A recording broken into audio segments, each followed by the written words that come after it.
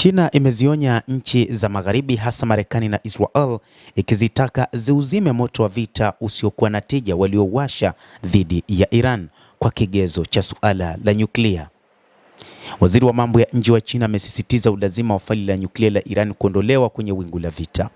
Wang Yi ametoa sisitizo hilo katika mazungumzo aliyofanya kwa njia ya simu na waziri wa mambo ya nje wa Ufaransa Jean-Noel Barrot, na kueleza kwamba jamii ya kimataifa inapaswa ipinge hatua yoyote ukiukwaji wa sheria za kimataifa na kujiepusha na utumiaji wa vipimo vya upendeleo na undumilahwili.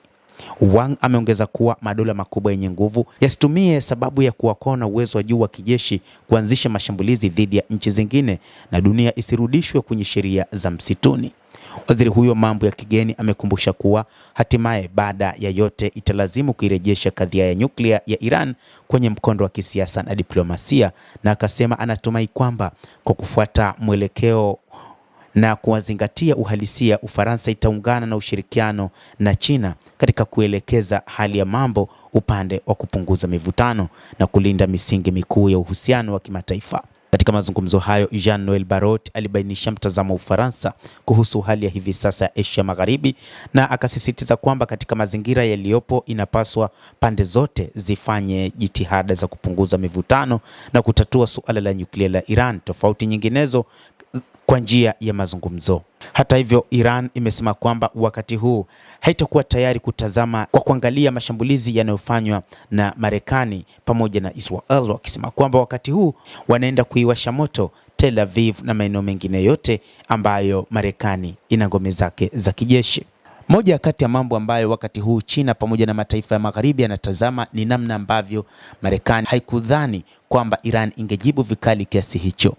Wakati huu tayari baadhi ya nchi zinakataa kushirikiana na Marekani kwa sababu tu ya namna ambavyo Iran ilivyojipanga na inavyoonyesha ufanisi katika uwanja wa vita.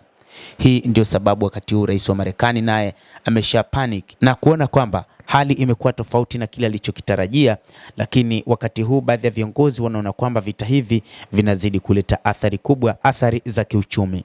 Mashirika ya ndege katika Mashariki ya Kati hayafanyi kazi, na ni kwa sababu ya namna anga lilivyoharibika, na hii inasababisha biashara kuyumba na uchumi kuendelea kushuka.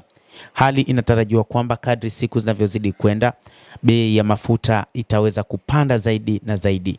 Lakini pia moja kati ya jambo ambalo baadhi ya wachambuzi wanaona ni kwamba mataifa ya Magharibi lazima yahamie tena upande wa taifa la Urusi, na hivyo hii vita itaweza kusababisha nchi nyingi za Ulaya kuingia katika mdororo mkubwa wa kiuchumi, lakini pia kuonekana kwamba nchi hizi zitakosa mafuta kutoka Asia kama ambavyo zimekuwa zikipokea hapo awali.